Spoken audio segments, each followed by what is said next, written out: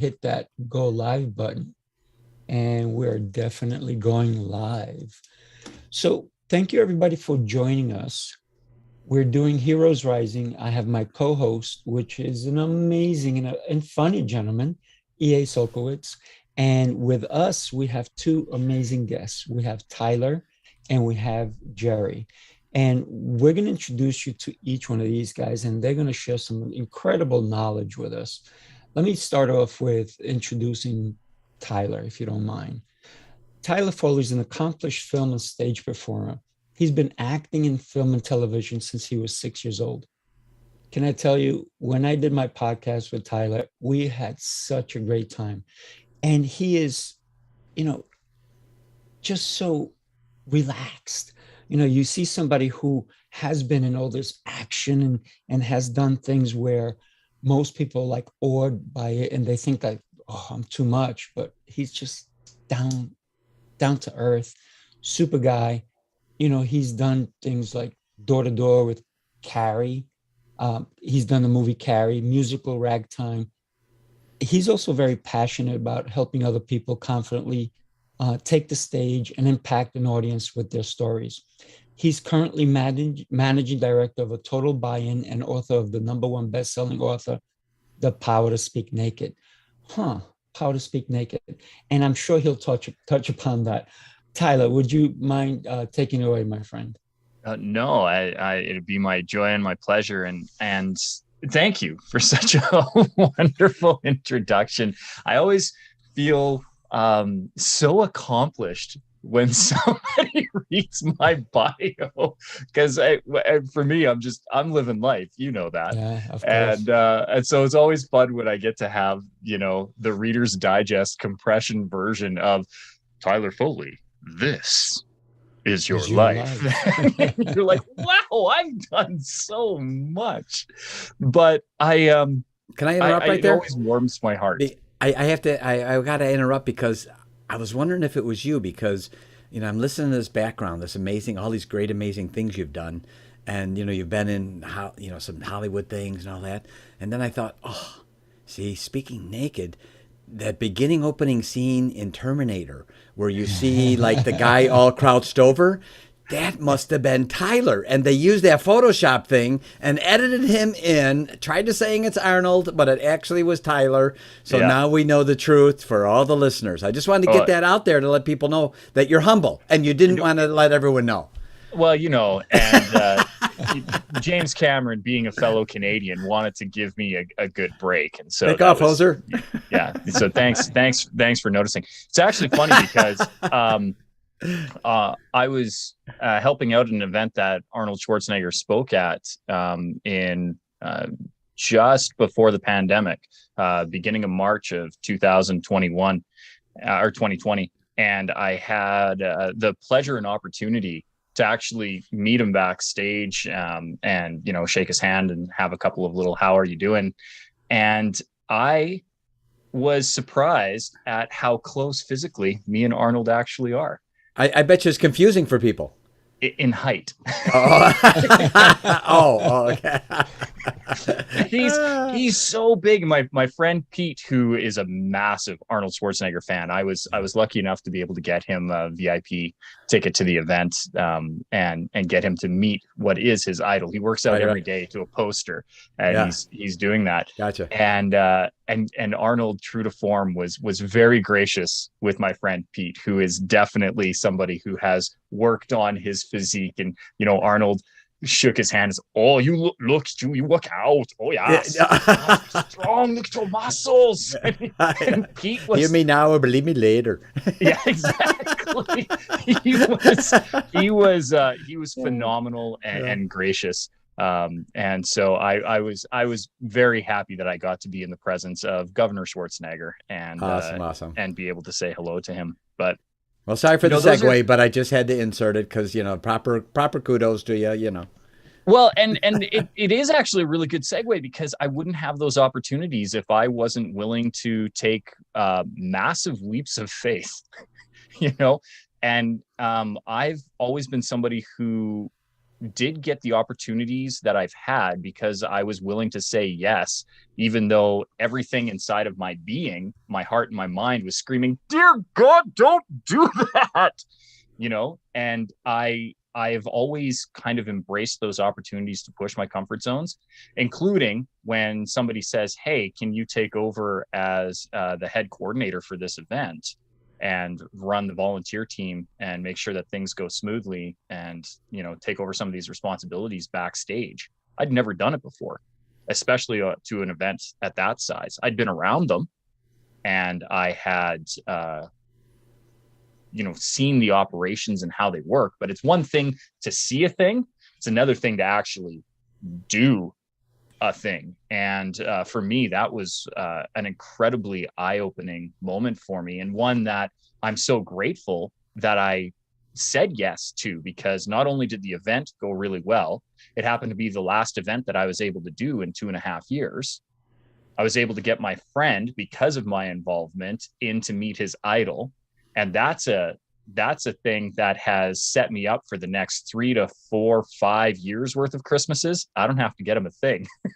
Totally awesome. Awesome. Hey, yeah. Remember that time you met the governor? Yeah, that's right.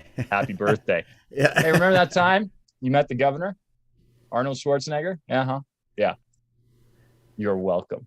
Merry Christmas. And that'll go up for a long, long while. But for me, I think a lot of that had to do with not worrying about all the things that could go wrong and focusing on the things that I had as far as a strength to make things happen, and relying on people who were smarter than me, who had some of those other skill sets developed to be able to guide me and offer help in it. And so that's been one of those things where I've always been willing to step up to the plate, even if I maybe had some inner fears going, and really try to start to conquer those fears.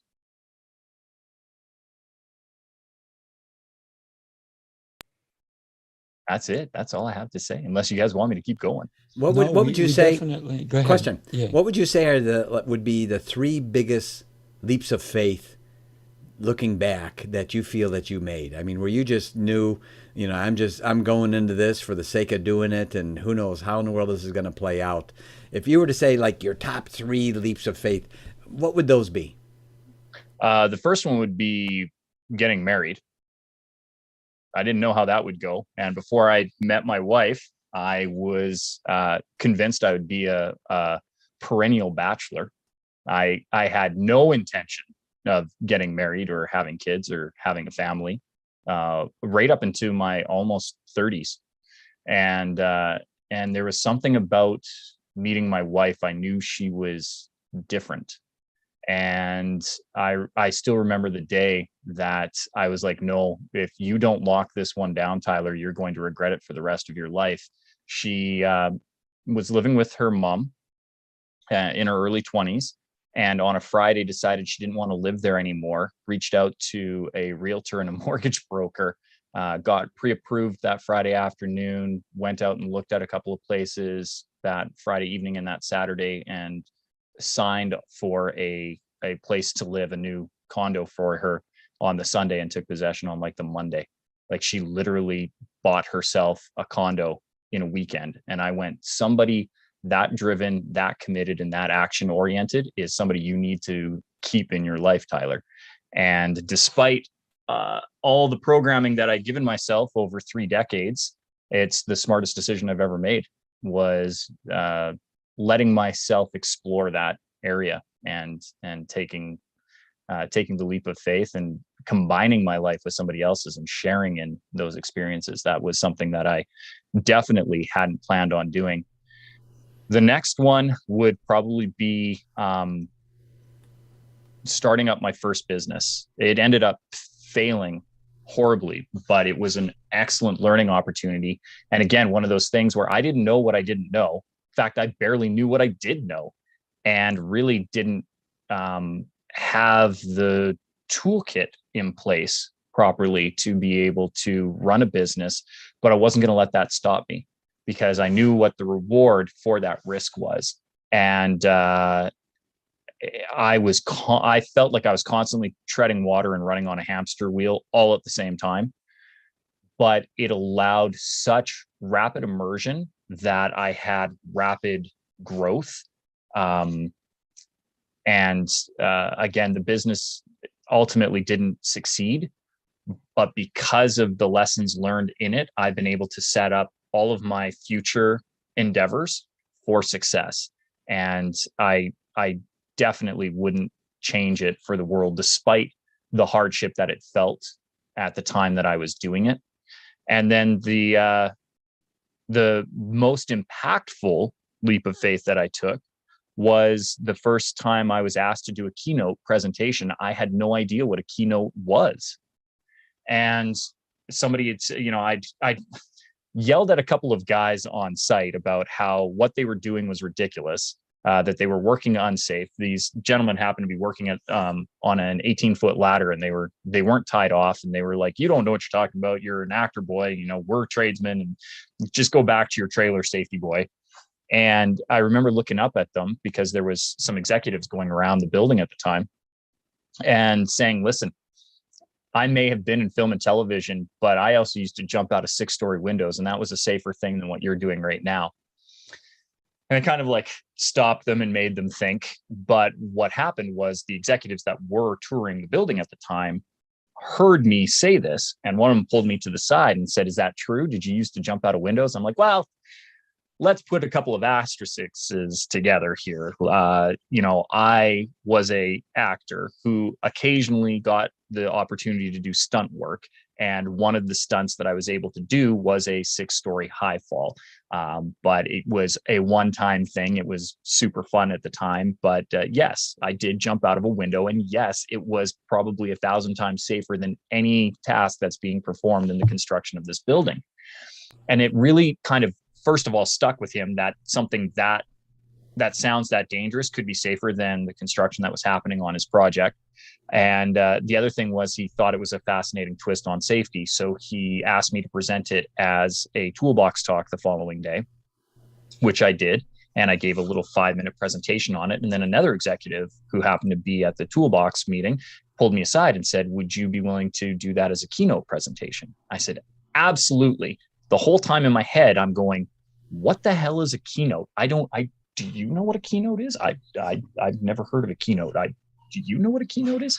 But I just said yes. And then rapidly relied on my best friend, Google, to inform me of what a keynote was. And then when I realized that I was just needing to give a 45-minute talk, I was like, "Oh yeah, no, I could do that. That's an easy thing to do."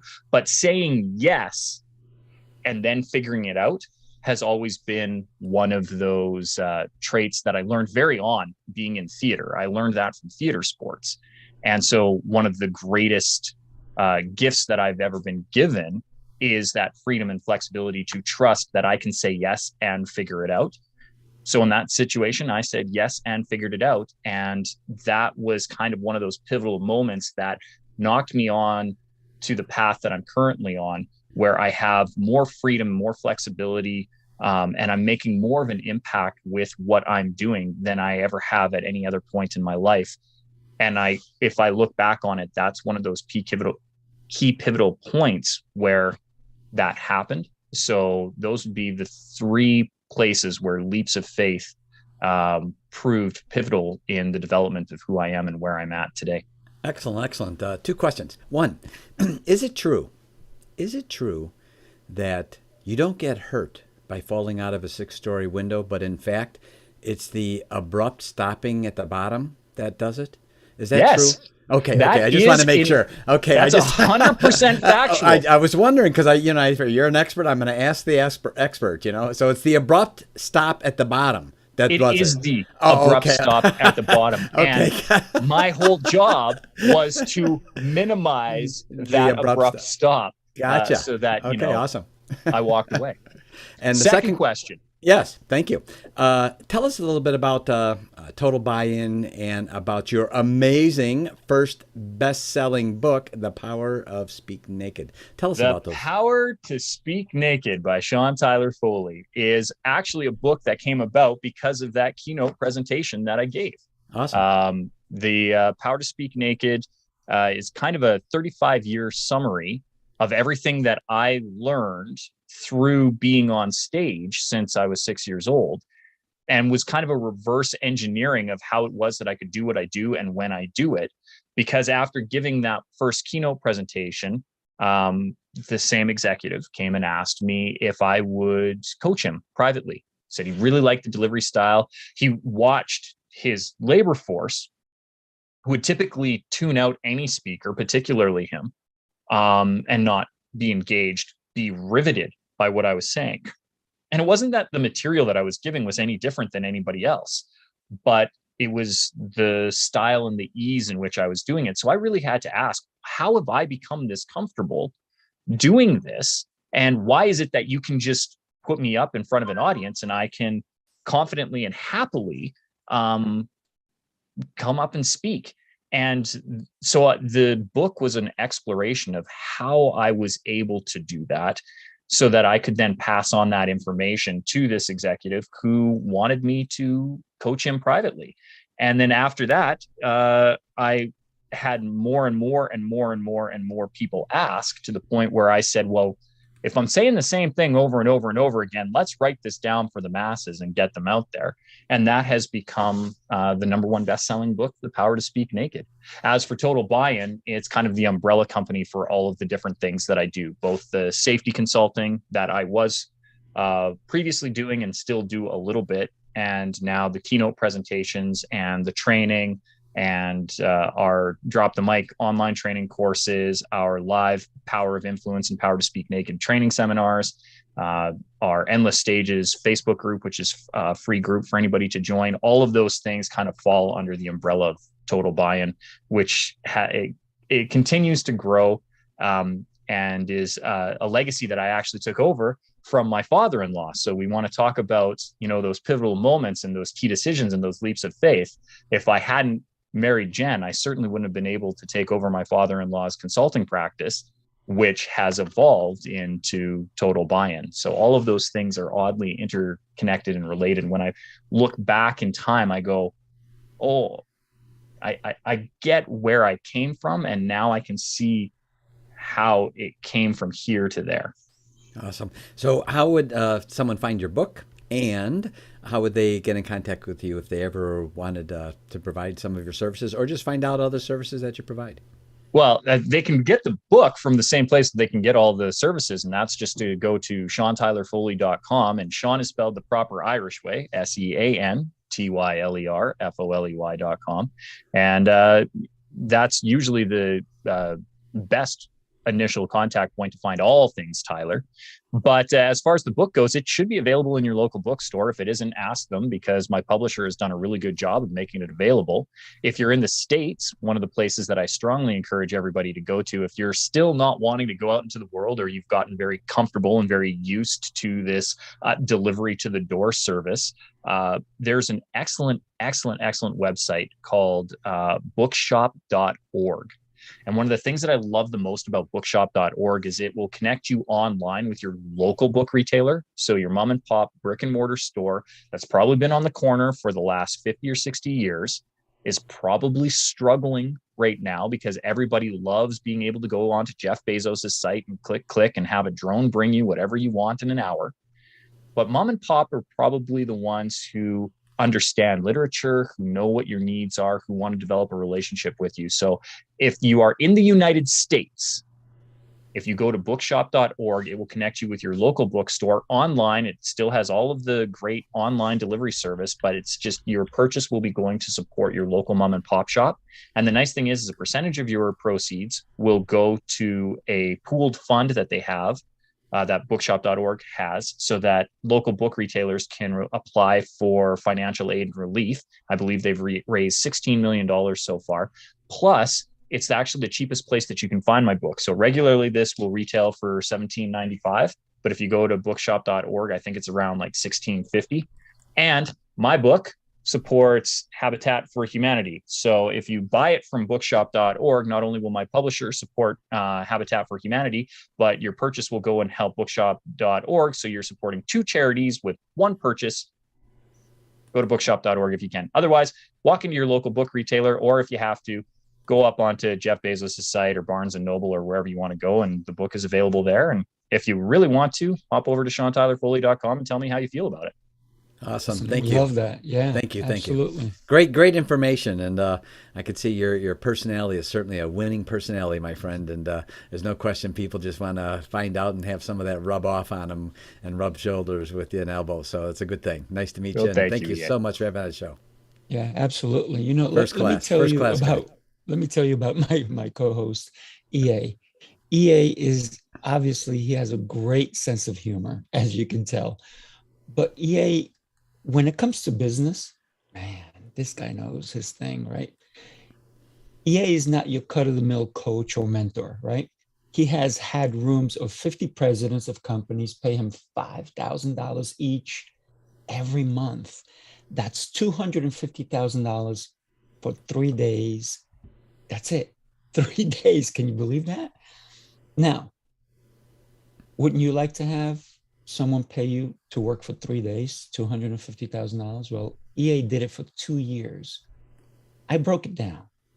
It's $6 million in 2 years. But wait, let me even break it down even more.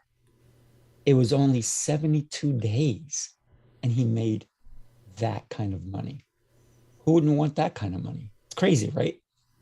So, you know, he earned his first $1 million when he was very young. And it's because of his mentor. His mentor has taught him all these things, and he never credits himself, which is really amazing, where everybody's always about, look how great I am, but not EA. He always gives credit where credit is due. He is the first person to have developed a profit scoring for companies based on what his mentor taught him. He interviewed 1,000 millionaires. You know, after you talk to so many millionaires, they're going to give you a little bit of a formula, and EA has that formula. We're going to put up a link for EA so you guys can book a session with him. By the way, he told me he's not going to do this for much longer. So if you get a chance and you want to bring your business or even your personal self, because you yourself are a business, you need to get on with EA. Do a chat with him. It's absolutely free. You don't have to pay him the $5,000 for that phone call. But if you want to change your life and start earning the money you're supposed to earn, go ahead. The link is going to be in the chat. EA, I'd love for you to share with us how you're creating a community. Go for it, my friend. Tell us all about it. Happy to do it. Thank you for all of those kind words. And, you know, as I mirror what Tyler said, you know, I'm listening to all those long things, all those nice things, but none of it's as long as my last name. So I still have to get to work. You know, none of this part-time stuff. It's time to get serious. So, and thank you for the kind words. And you absolutely. And you've brought up a really interesting thing, and that is that in the last couple of years, we've seen a change in a word. And I could best describe how that happens by using another example. There's a word that's spelled D-I-E-T. The word's diet. That's the word, right? You know, years ago, if I went to a meeting and there was a couple of people there, I actually went to a diet. The meeting was called a diet. Then years later, if I got a stipend on a regular basis, or I got a regular, small income, if you will, that was referred to as a diet. That stipend was a diet. Then as I was growing up in my lifetime, the word diet, still spelled the same way, meant the way I ate. It was my eating habits. Today you say diet, it means weight loss, right? So spelled the same way, D-I-E-T, 4 totally different meanings over time. Now, I submit to you and to our listeners that over the last couple of years, we've seen the same thing happen with the word community. See if this rings true. Someone says, join our community. We're all of the same mind. We're all together. And you join this community, and 6 hours later, they're selling you everything under the sun, right? I mean, that's not a community. That's a customer hit list. It's a prospect list. Call it what it is, right? I mean, why are you baiting and switching me, calling it a community when it's not a community, right? That's a customer prospect list. And if I'm interested in your product, I'll be on your list, but don't call it something it's not. Just call it a prospect list. If you're interested, stay on my list, right? And uninvolve. And maybe that rings true with some of the listeners where they've had that happen as well. So we began to notice that difference, and that led us to beginning to do some research into community, and we use the term junto, spelled Junto. And junto basically is a group, any group of people who get together for a common purpose or interest. That's a junto, right? And we have begun to teach people how to form their own junto, their own genuine givers communities, right? The word junto, by the way, side note, dates back to the 1600s. Spanish word wasn't used much. 1727, Benjamin Franklin picked it up. He's formed a group of 12 people who got together. They met every Friday for 2 hours, and they met every Friday and talked about politics, business, morals, ethics, name it. And he called that his, originally it was his Mutual Improvement Club. Then later on he called it his Junto, and then later on he called it the Leather Apron Club. And what's interesting about those conversations that happened with Ben Franklin and his junto, arguably, our very Declaration of Independence can be traced back to the conversations that happened at his junto. So no one can tell me that 12 people cannot have a huge impact, right? So, and when you think about today, businesses opening and closing faster than ever before in history, don't we see that? I mean, we see products being antiquated overnight by brand new products. Don't we see that? And it's happening faster and faster. So when it's all done, what do we have left? Our relationships. And no one's teaching us, how do we discern those relationships? How do we decide? And so we actually began to put together a process based on something we observed that was happening. There's a book out called Think and Grow Rich. Napoleon Hill does a fantastic job of explaining something called the mastermind. And I know people that have put together a mastermind group, right?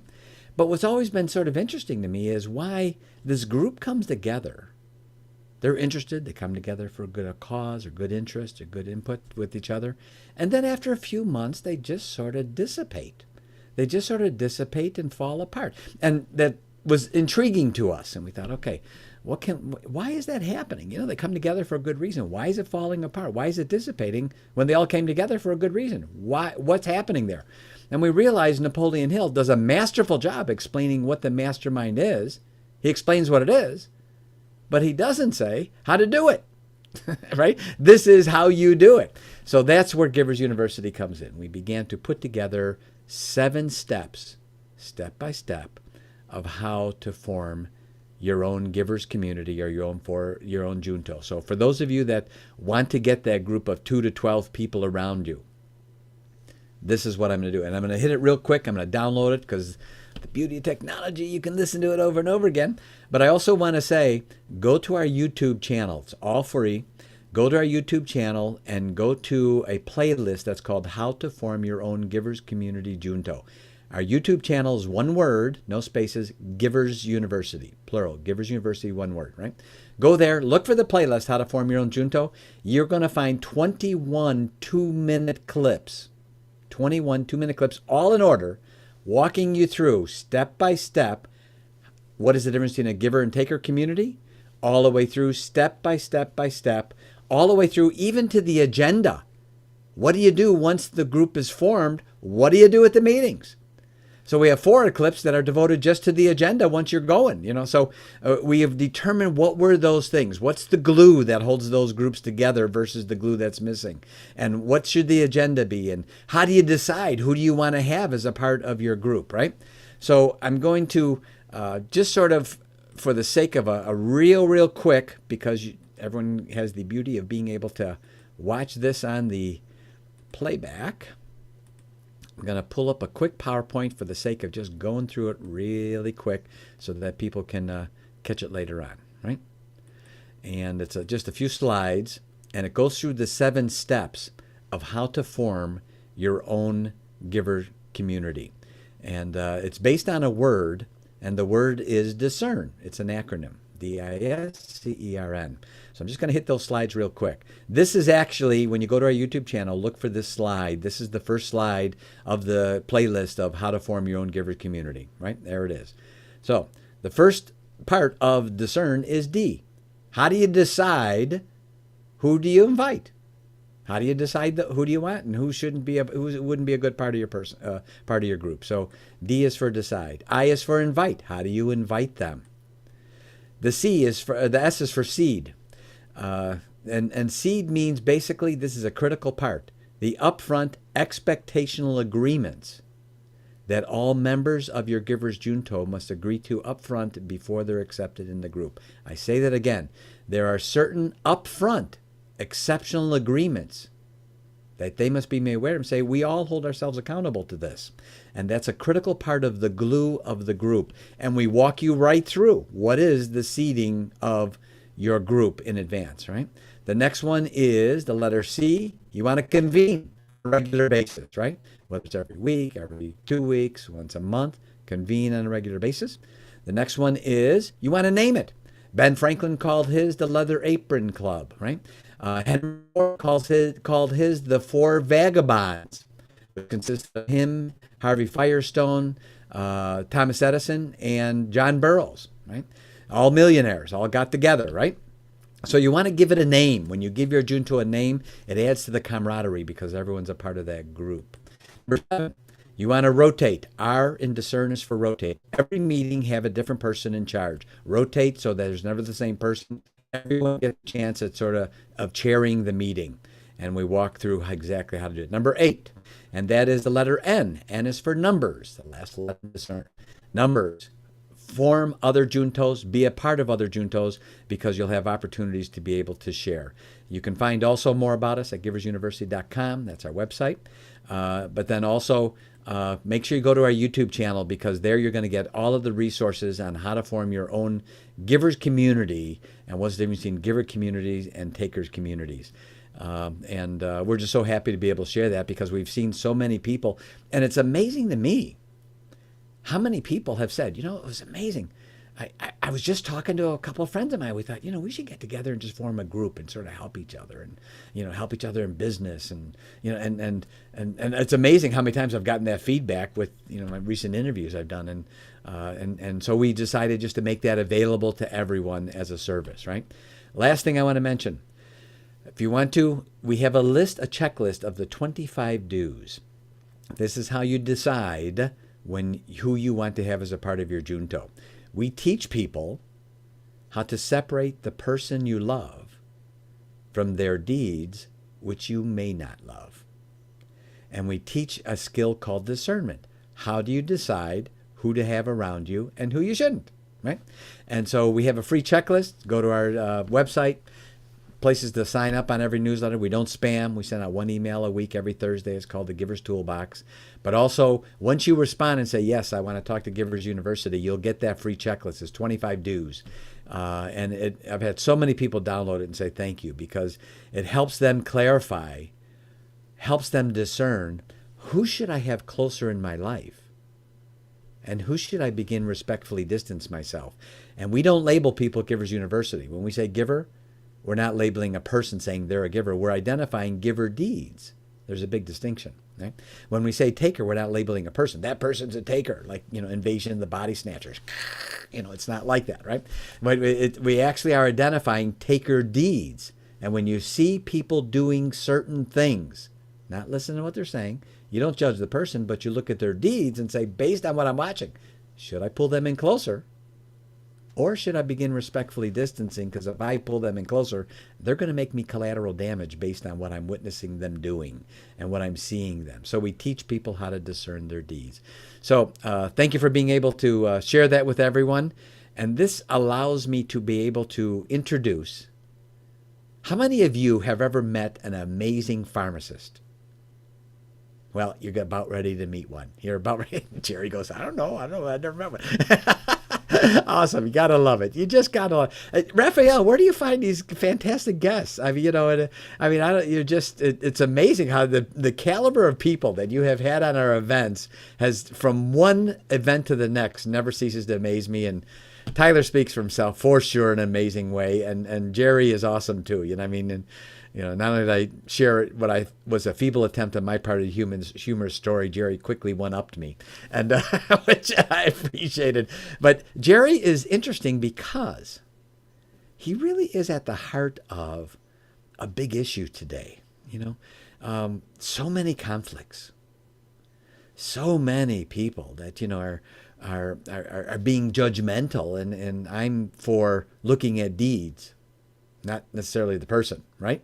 And and to make that distinction, help people do that. And Jerry is really at the heart of conflict resolution. So, if you're a business owner, think about conflict resolution. How's that going to impact you? And how many times you have employees or employers and employees and coworkers where there's resolution, right? But the resolution didn't come easy because maybe they didn't have an expert that could guide them through the conflict and guide them through in an emotional way. And Jerry's one of those men that is going to teach you how to not allow your emotions to rule your intellect. Conversely, to have your intellect control your emotions. And he can walk you through those steps of how to properly be able to facilitate the resolving of a resolution, whether it be in your business, whether it be in your family. Who hasn't had a resolution in their family, right? And a conflict for sure, right? And also even in your social life, there's conflicts. What do you do with people that sometimes you walk in a room and it's just like oil and water? Have you ever seen how you put oil and water together and they just won't mix? You can sit there and stir all day long, and there's the oil and there's the water. Those two are conflicted. Jerry's the guy that can help teach you how to make the mix. And so we're very happy to have him with us. He does coaching and group workshops and keynote presentations. And I sided with Tyler the first time someone told me keynote presentation. I thought a keynote presentation was maybe a high C on a piano. I don't know. What's a keynote, right? It's a keynote, right? And so it's just, or, is it a key with a note with it? That's a keynote. I don't know. So, Jerry is going to walk us through step by step and help us be able to get some greater insights into something. If you're human, you're dealing with what Jerry helps you with, and that is conflict resolution. Jerry, my good friend, it's all yours, buddy. Sure. Humbled to be among such greats and motivated people, excited to do amazing things in a world that needs more and more amazing things, right? Just as part of my platform, right, I tell people, this is one beggar telling other beggars where to find bread. I'm still in the middle of all this, right? I still have my day job, which serves as my leadership lab, right? I read fun books. I test the concepts on my team. I see what they respond to. So if I'm not living this out myself, I am the biggest hypocrite on earth, and you should not visit my website or take any of my advice seriously, right? So I'm in the middle of this just like the rest of you. The 5-step, you could say 5-step guided gateway pathway you could use, that I've had to use as I've struggled and grown, involves number one, first imagine what success sounds like when you have a conversation you can't avoid, right? And the reason this is important is that before, right, with conflict, I just say, I don't know how this is going to go, and you're already like guarding yourself with pessimism. And then it's almost like a self-fulfilling prophecy, right? When you say, well, yeah, of course it didn't go well because, I didn't think it would go well, right? As opposed to giving the possibility that maybe if you even just ask nicely, right, maybe that's all you need to do, right? And so when you allow for that possibility, it changes your thinking about how to attain it. It doesn't have to be realistic, guys. We understand that the chances on it might be very small, but it doesn't change the fact that it's possible. And that's really what we want everyone to kind of embrace. Okay. The second step is what a lot of people really love, and that is to find 10 seconds of courage. So I love this because you don't have to be a superhero. Just be a superhero for 10 seconds, right? That's all you need to say. Can I pick up the phone? Can I send that text? Can I send that email? To reach out and set things in motion and lock the gate behind me so that I can't default into comfort. Because here's the thing, guys. I grew up in a conflict averse culture and household. And so that's not programming that just gets, undone overnight. So even as I'm working on that, right, I have a system in place to compensate for the fact that I know I'm going to devolve into bad habits by default. So 10 seconds of courage. All right, I got to pick up the phone, fall on this grenade, right? And that's all we're asking people to do. Step 3, right? Now that you've set things in motion, now you have to script your critical moves, right? Whether you do the script thing first or you set things in motion and force yourself to script, there's no right order. There's just your preferred order that's best for you, right? So scripting is key because instead of keeping these things in your head, you put them on paper, you start to organize your thoughts, right? What do I want to be sure to mention when I'm going to ask my boss for a raise, right? What am I going to mention when I had a situation, right? When I was serving as a choice class director and my second day on the job, I was told that a new guy in the class was sexually harassing women in the class, right? And they're like, Jerry, you got to handle this. Like, you didn't give me a manual, right? Just run toward the gunfire, right? So let me think about how I need to script this conversation so that I give myself the best chance of success. Let me anticipate what kind of pushback I'm going to get as I script my initial thoughts. And let me go ahead and think about some kind of responses that I would have in place of the pushback, right? You can organize it in a logical flow. You can, make sure that you decide what's most important.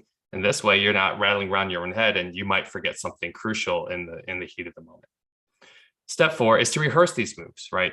Conflict resolution is not a test. You memorize the right answers and then you pass the test, right? You actually have to train in the dojo before you fight on the street. I'm sure, Sifu Raphael would agree with that. You don't want to learn on game day what the plays are, right? Go ahead and practice in front of a mirror, record yourself on your phone, get a friend to role play that boss that's going to, insist that money's too tight to give anyone any kind of raise. And then step 5 is to do it, right? Action is the tiebreaker between a dream and your reality, right? Plenty of entrepreneurs have great visions. And right, like, why is Mark Zuckerberg being sued by his friends? Because he was the one that took action first, right? And one thing that helps me out is to remind myself, what is the cost of not engaging, right? Because if I just say, I just want to stay comfortable, I just don't want to introduce anything that might upset people and might make them think less of me. But in my experience, right, it doesn't work in leadership. Because if you're afraid to fire an employee or write him up just because you want to be the likable leader, that the people's leader, it's not going to go well for you because you're already resentful of the fact that you're hiring him to do a job that he's not doing, right? And I had to learn that lesson the hard way. I've been fired because I thought that stories would, if I had a good enough stories to why I failed, that somehow my boss would understand. I can tell you that didn't go well. And the irony is that now I'm hearing those same reasons and excuses from people I've had to fire. And I said, you know what? It doesn't work. So it's hard to admit, but sometimes the most loving thing you can do is to let someone go, right? Free them up. Trust that they're going to learn the lessons if they choose to. But if not, hey, you know what? Maybe they're going to find a job that's more compatible with their preferences. Just not here. Right. Two quick questions for you, Jerry. Go for it. What would you say? First question is the two biggest mistakes that you see people make when confronted with what we could identify as a conflict. Somehow that avoidance. The number one is that avoidance somehow makes it better. I don't like looking at this fire. Let me just stick my head in the sand and hope that eventually it goes away. And it will go away, but only after it's burned everything down. So that's what I see where in my struggles with conflict, it's like, oh, let me just rationalize this and say it's not that big a deal. It's like, nope, until you deal with it, it won't go away. So that's the first thing. And number two, the most common mistake is conformity, right? When they charge ahead and they say, okay, I am right, you are wrong, and you need to agree with me as to why I'm right, and just don't let it happen again, right? Like, let me just twist their arm or scream at them louder until they just kind of submit to what I'm doing. It's like wrestling, right? You just say, like, you just like submit, tap out. It's like, even if you're right, their heart's not going to work hard for you. They're not motivated any differently. They're just looking for, you're just reinforcing their belief that you're not there to help them, even if what you're addressing is meant to be loving. So the sooner you come alongside them, to partner with them for a solution for the expectations that were broken, the more likely they are to buy in, because they had a say in what kind of solution they need to help implement. So I'd say those are the two biggest ones I've seen. Awesome. Great information. Walk us through, if you could, Jerry. If someone said, well, this, we've got conflicts at our office, or we've got conflicts here, whatever, and we need help, right? Walk them through what would be the first three questions you might ask them when someone says, we recognize we need help. We're in the heart of this conflict, whatever it happens to be, and we're going to call Jerry, and he's going to help us walk through this. What would be the first three things that you would ask them that can help them and also help you with how you would be able to best serve them, helping them resolve their conflict? Yeah. I think the questions don't have to be overly profound. They just need to kind of, hit the bullseye as to what you're looking for, right? And I say this because Designing Your Life, the authors of that book talk about the two profound consulting questions they use. And I'll add on a third because I really like the first two. The first is to ask them, what's going on? Right. Oh, we have employees showing up late, and they're frustrated when everyone else shows up late. And you pause for a second, because the first answer is usually just surface level things, right? Then you ask the second, consulting pro question, which is, okay, so what's really going on? And then they say, oh, well, the managers just, they're more focused on being likable than they are being effective. And, we realize that we're lacking, some proper training around what kind of scripting or sayings that they can use in order to really get their point across and articulate the exact needs of the company. So, okay. Third question. So what's the real challenge here for you?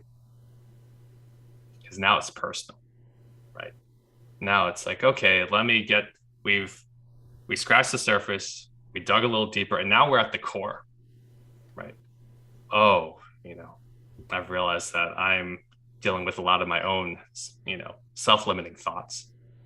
And in order to kind of reframe these, I'm going to need some real help from a coach or from a friend or whoever is willing to be a sounding board for me. And now we can have a real conversation, right? I don't know about you, I'm getting chills just saying this, right? And if we wanted to throw in a bonus question, I would say, okay, well, now that we know that what the real challenge is, what's your next action?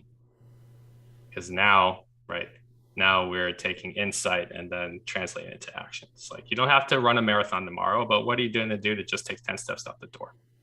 Right? What's your minimum viable action? Okay, well, let me make some calls and, let me jot down 5 things that I want people to be able to say. Easy steps, right? The backwards thinking is that, oh, motivation leads to action. It's like, no, action actually leads to motivation. And I have to practice what I preach, right? When it comes to my own struggles with commitment, much like Tyler talked about, right? I'm on the cusp of supposed to be, proposing to my girlfriend, and my family is pushing back terribly.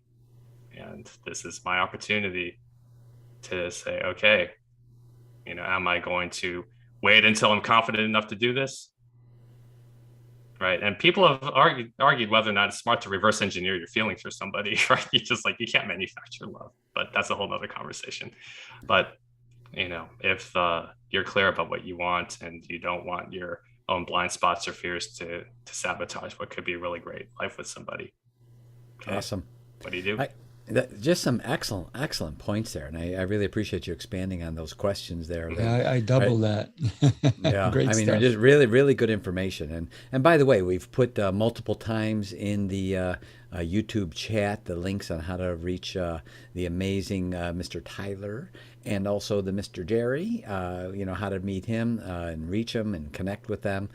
We've put that in the YouTube. And now I'd like to be able to introduce my amazing co-host, who basically was going to do this no matter what. And I was blessed to be on his podcast. And he said, I'm going to do this thing, and I'd be very interested to see if you'd come along with me and do this. And I said, man, I'd love to. Let's do it. And so it's been such a pleasure and such a joy to be able to find out about this amazing man. But let me tell you by virtue of story, because you know that he's a martial arts expert. He's an expert's expert. He's an expert's expert. And I could say that he's pretty good, right, at what he does. So, so in self-defense and martial arts, you can see him post every single day. He has a workout that's usually 10 minutes or less, and he shows you how easy it is to be fit with consistency, and that you don't need 20 hours every single day. And the persistence and consistency, it's all there. But see, all that manifests itself because his intellect controls his emotions, and that he knows that physical action speeds mental acceptance, which is a little bit to Jerry's point too, that our physical action speeds mental acceptance. That's the motivation comes from our physical action. It's not the reverse part, right?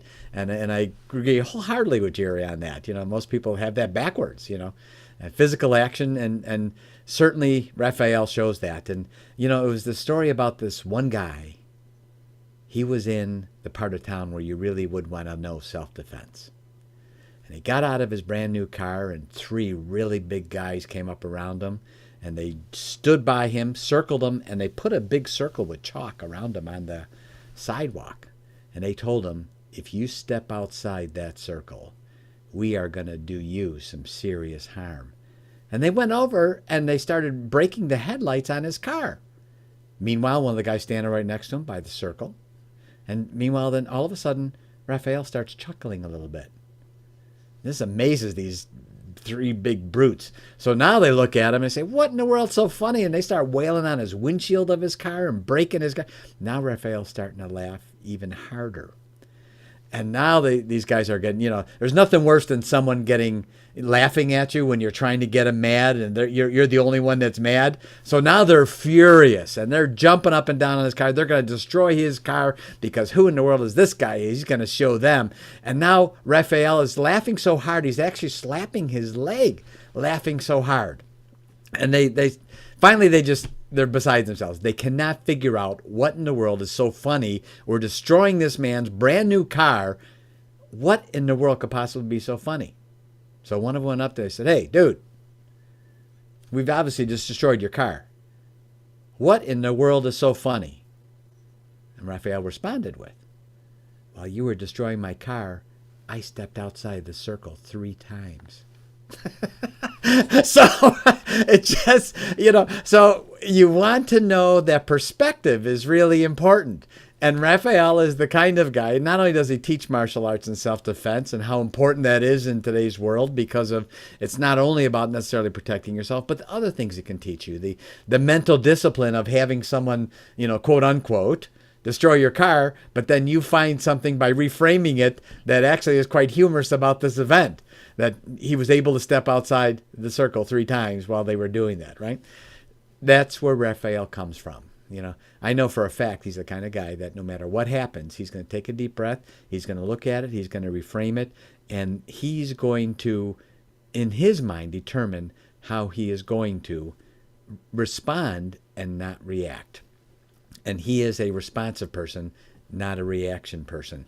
So listen to this amazing man and what he talks about as it relates to leadership, and what he does when he teaches people the habits that will make you a better leader, and how to become a leader that is worth following as opposed to a leader that is not worth following. Raphael, my amazing co-host, it's all yours, buddy. Thank you. You know, I was intrigued by that story because I was like, when did that happen to me? I was like, was EA like in a dream or Yeah, something? yeah, it happens. I left, but I'm back now. Okay. So you know one of the things that has always propelled me forward has been the habits. And some habits, and we all have habits, whether we want to agree to them or not, they're part of us. It's what makes us. It's what we do in the morning, what we do when we go to sleep, what we do during our days. Some people, you know, they create habits whether they want to know it or not. Sometimes those habits are going to hurt them, not only but themselves, but they're going to hurt other people. For example, if I start to drink, that's going to be a habit. And a lot of people think I'm the one drinking. Yeah, but you're affecting everyone around you. If you have a job, you're going to affect your job. You're going to affect your family. You're going to affect your love life. You're going to affect everything. So depending on the habit, whether you like it or not, it affects everyone. You know, the dentists have created a habit in every single person in the world, a habit that has helped all of us, and that's brushing our teeth, right? Imagine if that was not a habit that we all had. What would we all smell like when we spoke? What would our teeth look like? So, habits can change your life. Now, the hardest thing to do is to break a habit that you've been doing for a very long time. It becomes almost part of your DNA. Think about that, right? What is one thing that you do every day that you don't even think about? It's automatic. That's a habit. People have a habit of spending money. People have a habit of saving money. What habit is going to serve you best? So when it comes to business, the way you treat people can be a habit. How do you treat them? Do you treat them with respect, courtesy, honesty?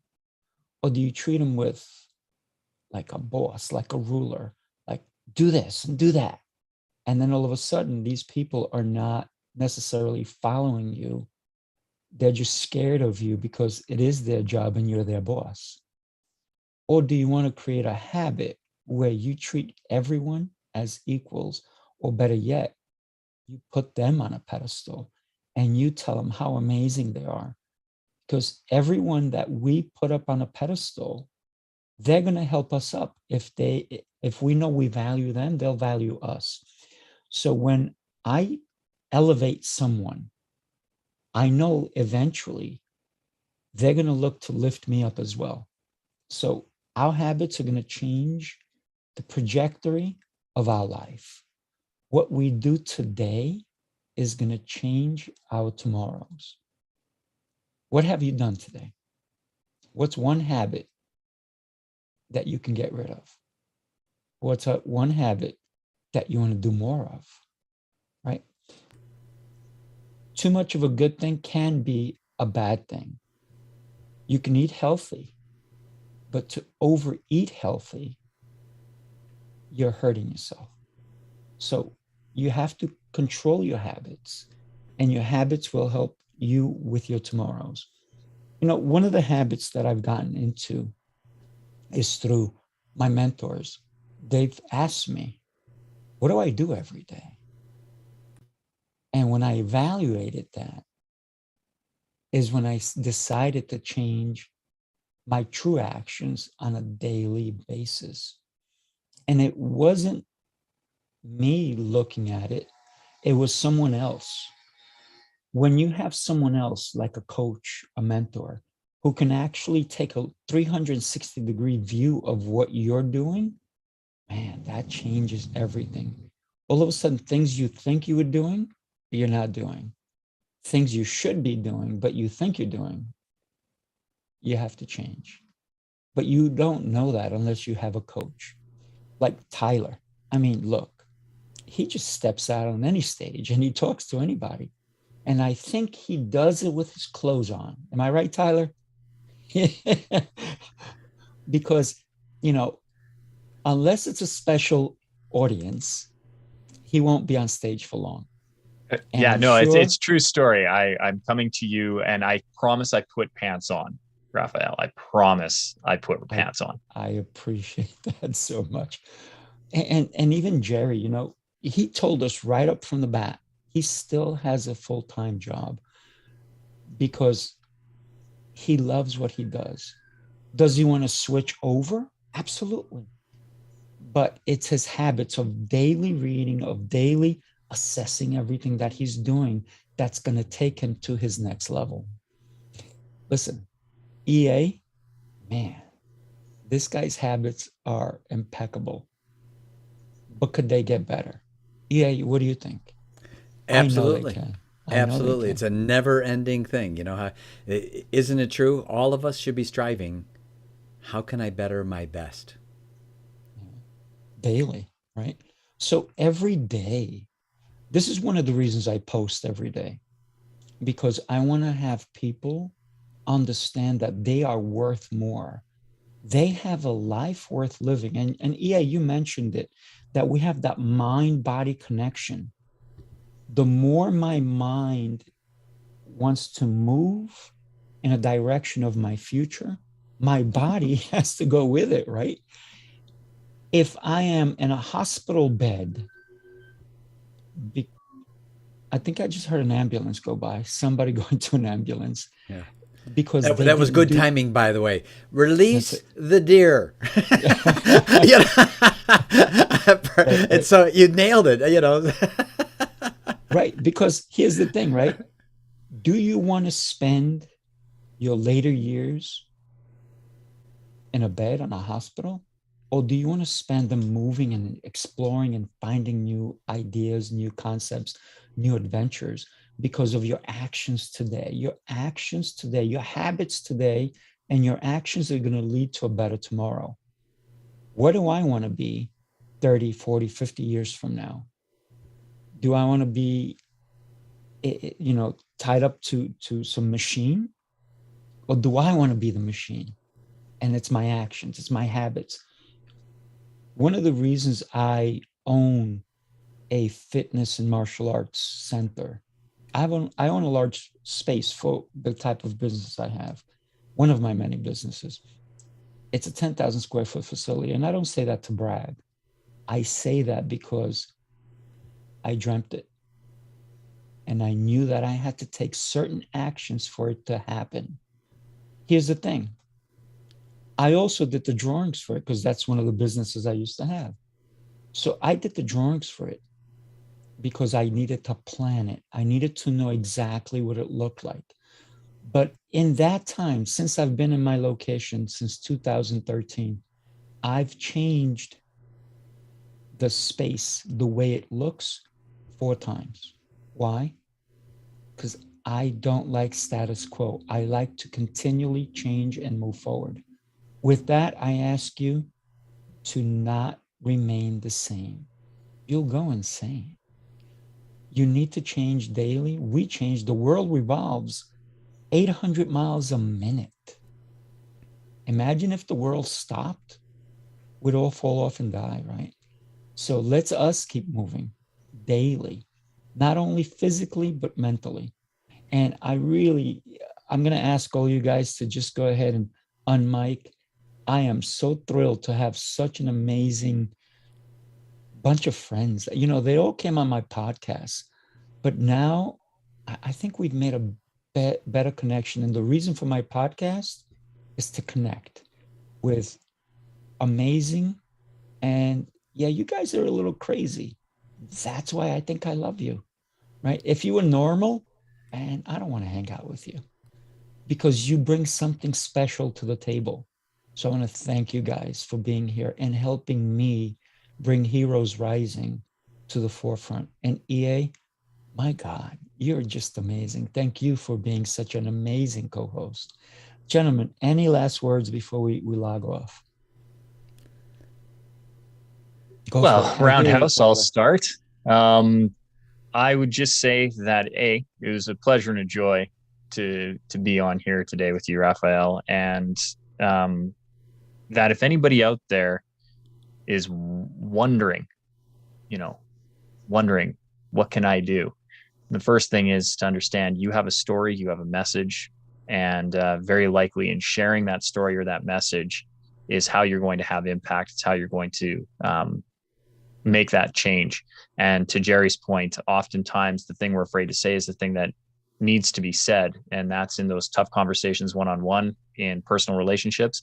And that's also the message that probably the world needs to hear. So I would encourage people to look deep inside their soul, deep inside their heart, and really determine what it is that you were put on this earth to do, and then unabashedly go out and speak your truth into the world. Oh, absolutely. Definitely. Jerry, what would you like to say, my friend? Yeah, I can dovetail on that.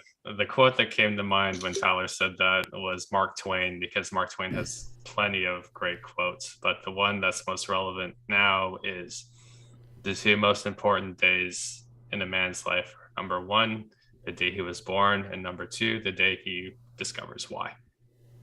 And here's the thing. Here's what I would offer, maybe some encouragement on that, right? You're not, as much as I want to be the type of guy that figures everything out by the time I'm 18 and just be like, all right, let me just do this for the next 60 years. And, it's just on cruise control.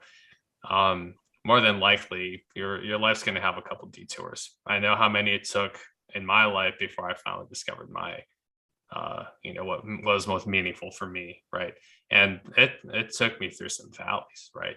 Dealing with getting fired, dealing with bounced paychecks, dealing with, having to fire a woman who happened to be pregnant shortly after I hired her. These are ugly situations, right? Having to evict a roommate, right? And you can either, much like I used to, say, oh, that's just painful and exhausting, I just don't want any more of that. Or you can say, you know what? If I think about it, I really grew from that. There's some really good lessons there. And you know what? I have the rest of my life to apply these lessons in a way that's going to do some real good for people. And including, especially myself, right? Hey, don't throw away your experiences. Don't waste the crisis. So that's what I would say. Hey guys, if it takes extra longer than you need to, it's okay. Yeah, that's awesome. And we actually put both, again, the links to connect with Jerry and with Tyler. We put them in the chat. April 22nd is our next amazing Heroes Rising event. Brigitte is going to teach us about the 6 steps of life mastery, and Felix is going to teach us about neuromarketing. That should be very interesting. So make sure at 12 p.m. Eastern on April 22nd to join us for the next event, and 2 next great speakers brought to you by Heroes Rising. And I would like to end with a short poem. And the poem goes just like this. I bargained with life for a penny, and life would pay no more. However, I begged at evening when I counted my scanty store. For life is a just employer. It'll give you what you ask. But once you've set the wages, you must bear the task. I worked for a menial's hire, only to learn, dismayed, that any wage I would have asked of life, life would have willingly paid. Have your best day ever. Yes, everybody, enjoy. Thank you so much. Great poem, by the way.